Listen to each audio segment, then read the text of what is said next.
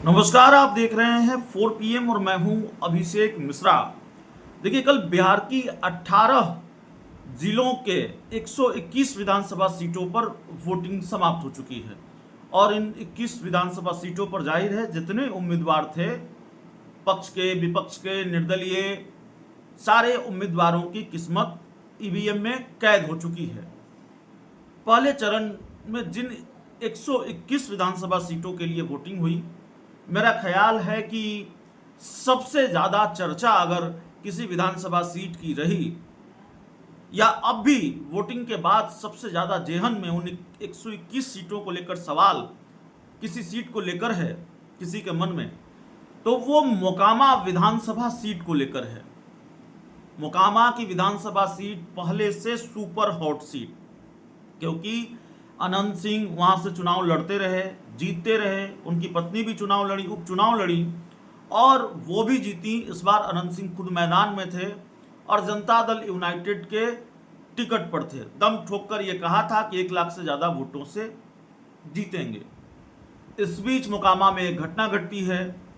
दुलारचंद यादव, जिनका रिश्ता आरजेडी से रहा, उनकी हत्या कर दी जाती है और वो भी बाहुबली छवि के नेता माने जाते रहे हैं और उनकी हत्या की खबर सामने आती है उनकी। और इसके बाद जो जानकारी सामने आती है, और जानकारी क्या, जाहिर है वो जो जन सुराज के उम्मीदवार हैं पीयूष प्रियदर्शी, उनकी मदद कर रहे थे। तो फिर एक वक्त पर ऐसी चर्चा शुरू हो जाती है कि जो काम पहले आसान था अनंत सिंह के लिए, वो मुश्किल हो गया है। और पीयूष प्रियदर्शी जिस समाज से आते हैं, धानुक समाज के वोटों का बिखराव हुआ या धानुक समाज ने सपोर्ट नहीं किया, क्योंकि चुनाव में जाति की बात होती है, तो जातीय समीकरणों पर बात होगी, तो धानुक समाज ने सपोर्ट नहीं किया। तो और अनंत सिंह जिस जाति समाज से आते हैं उन वोटों में बिखराव हुआ, क्योंकि दूसरी तरफ सूरजभान सिंह हैं। तो इस बार अनंत सिंह की राह मुश्किल है, लेकिन ये कहना आसान है। अनंत सिंह की राह इतनी आसानी से मुश्किल है, ये हो जाए ये बड़ा मुश्किल है। कह देना आसान है, लेकिन अनंत सिंह का एक तिलिस्म है मोकामा में। मोकामा अनंत सिंह का गढ़ है और उसका एक तिलिस्म है, और जिसको तोड़ पाना सामने वालों के लिए बड़ा कठिन रहा है। अनंत सिंह एक बार जेल से भी चुनाव जीत चुके हैं, जैसे आज वो जेल में हैं और मोकामा में विधानसभा का चुनाव हुआ। तो अनंत सिंह का तिलिस्म टूटेगा, अनंत सिंह चुनाव हारेंगे, नहीं हारेंगे, जीतेंगे, ये सब कुछ 14 नवंबर को पता चलेगा। और अनंत सिंह के लिए लड़ाई आसान नहीं है, ये बात इतना तो समझा जा सकता है, क्योंकि अनंत सिंह को जेडीयू का टिकट मिला, इसकी मुखालफत जेडीयू के ही कई नेताओं ने की। और एक नेता का नाम आप जानते हैं, नीरज कुमार, उन्होंने खुलकर कहा कि भाई अनंत सिंह को या उनके जैसे लोगों को टिकट मिलेगा तो मैं प्रचार के लिए नहीं जाऊंगा। वो गए भी नहीं, और उन्होंने कहा कि अगर रीतलाल यादव जो आरजेडी में हैं, जेल में बंद हैं, वो अपराधी हैं, तो अनंत सिंह भी कोई नेल्सन मंडेला नहीं है। तो अनंत सिंह को कानूनी मुश्किलों का सामना भी करना पड़ा। इस वक्त वो जेल में हैं दुलारचंद यादव की हत्या के बाद। अब अनंत सिंह के लिए मोर्चा संभाला ललन सिंह ने। ललन सिंह की अनंत सिंह ने कथित तौर पर, कहा यह जाता है कि लोकसभा चुनाव के वक्त उन्होंने मदद की थी।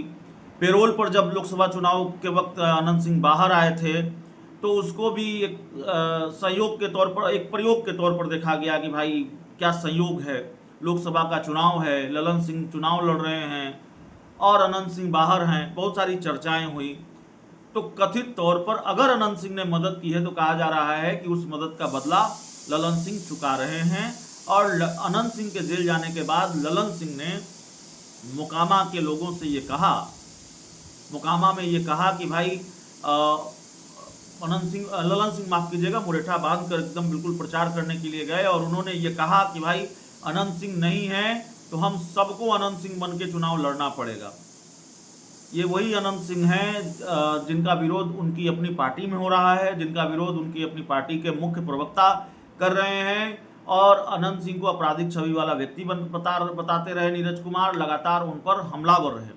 लेकिन दूसरी तरफ अनंत सिंह के साथ पार्टी का एक दूसरा बड़ा तबका भी खड़ा था। अशोक चौधरी खड़े थे, ललन सिंह खड़े थे, पार्टी के कई दूसरे बड़े नेता भी खड़े थे, लेकिन अशोक चौधरी और ललन सिंह पूरी तरह से खुलकर अनंत सिंह के साथ खड़े थे। तो ललन सिंह ने मोर्चा संभाला अनंत सिंह के लिए मोकामा में।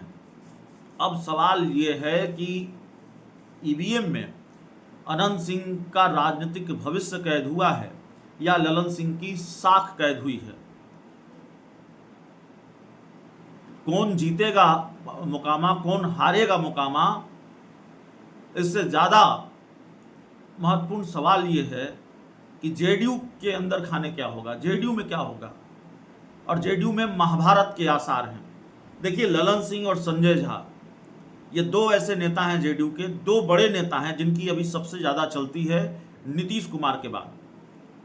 विरोधियों का तो यह भी आरोप है, प्रशांत किशोर और तेजस्वी यादव आरजेडी कांग्रेस के लोगों का यह भी आरोप है कि ललन सिंह, संजय झा यही लोग पार्टी चला रहे हैं, नीतीश कुमार पार्टी और सरकार दोनों नहीं चला पा रहे हैं। और यह भी आरोप है कि ललन सिंह और संजय झा बीजेपी के हो चुके हैं, उनकी निष्ठा बीजेपी के प्रति है। और इस बात की भी खूब चर्चा हुई कि अमित शाह ने जिस भाषा में बात कही कि विधायक दल की बैठक में तय होगा मुख्यमंत्री कौन होगा, उसी भाषा में ललन सिंह ने भी कहा कि हाँ, विधायक दल की बैठक में ही तय होता है मुख्यमंत्री कौन होगा। तो इसको लेकर भी तमाम तरह की चर्चाएं हैं कि भाई इस तरह का बयान आ रहा है। और इस परसेप्शन के बीच कि संजय झा, ललन सिंह, जेडीयू के ये दो बड़े नेता या कुछ और बड़े नेता बीजेपी के हो लिए हैं या भाजपा के प्रति उनकी निष्ठा ज़्यादा है, इस परसेप्शन के बीच मोकामा में उन्होंने अनंत सिंह के लिए मोर्चा संभाला। और अनंत सिंह, मैं नहीं कह रहा हूँ कौन ये सीट जीत रहा है, कौन ये सीट हार रहा है, मैं बस इतना कह रहा हूँ कि अगर अनंत सिंह ये सीट गंवा देते हैं तो अनंत सिंह पर इसका क्या असर होगा, या अनंत सिंह पर जितना असर होगा उससे कहीं ज़्यादा जेडीयू पर और ललन सिंह पर इसका असर होगा। क्योंकि पहले से अनंत सिंह को टिकट दिए जाने के खिलाफ जेडीयू का एक धड़ा है, और अगर उस धड़े में खामोशी दिखाई दे रही है तो हो सकता है चुनाव एक मजबूरी हो, और चुनाव की वजह से जनता दल यूनाइटेड में खामोशी हो इस मामले को लेकर। और जेडीयू के एक बड़े धड़े को ये पसंद नहीं आ रहा है कि ललन सिंह, अनंत सिंह, माफ कीजिएगा, अनंत सिंह को इतना भाव दिया गया और अनंत सिंह को टिकट दिया गया। अनंत सिंह के लिए बिल्कुल मोर्चा संभाला ललन सिंह ने। तो जाहिर है अगर ये सीट जेडीयू गंवा देती है तो जेडीयू में महाभारत के आसार है। अनंत सिंह अगर गंवा देते हैं तो अनंत सिंह पर जितना असर पड़ेगा उससे ज़्यादा असर पड़ेगा ललन सिंह पर और जनता दल यूनाइटेड पर, क्योंकि जनता दल यूनाइटेड में तूफान के पहले वाली खामोशी है। जो सन्नाटा दिख रहा है, हालांकि सन्नाटा है नहीं, कई नेता मुखर होकर बोल भी रहे हैं, जैसे नीरज कुमार हैं, कई आवाज़ें और नज़र आती हैं, लेकिन तूफान के पहले वाली खामोशी है।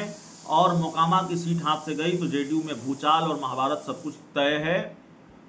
ललन सिंह के खिलाफ एक बड़ा धड़ा मोर्चा खोल सकता है, और अगर यह सीट अनंत सिंह जीत जाते हैं तो ललन सिंह की साख और बढ़ेगी, ललन सिंह का कद पार्टी में और बढ़ेगा।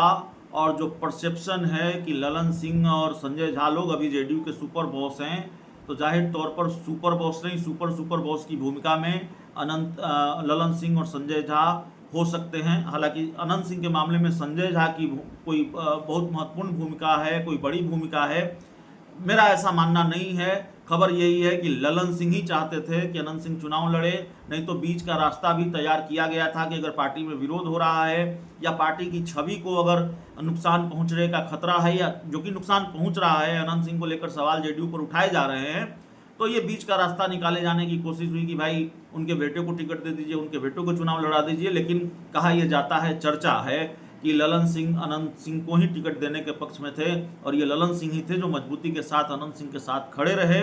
और ललन सिंह के भरोसे ही अनंत सिंह ने ये दम ठोककर ये दावा किया कि जेडीयू के टिकट पर चुनाव लड़ूंगा, और लड़े भी, और अनंत सिंह ने इस चुनाव में उनकी खूब मदद भी की है।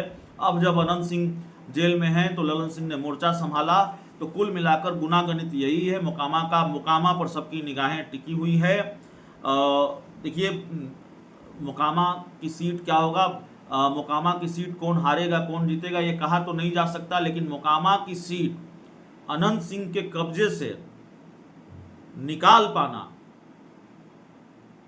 थोड़ा मुश्किल है। अनंत सिंह का अपना एक तिलिस्म है, लेकिन अगर अनंत सिंह वहां से चुनाव हारे तो जेडीयू में क्या होगा ये हमने आपको बताया है, और अनंत सिंह अगर चुनाव जीते तो फिर जेडीयू में क्या होगा यह भी हमने आपको बताया है। बहुत बहुत धन्यवाद।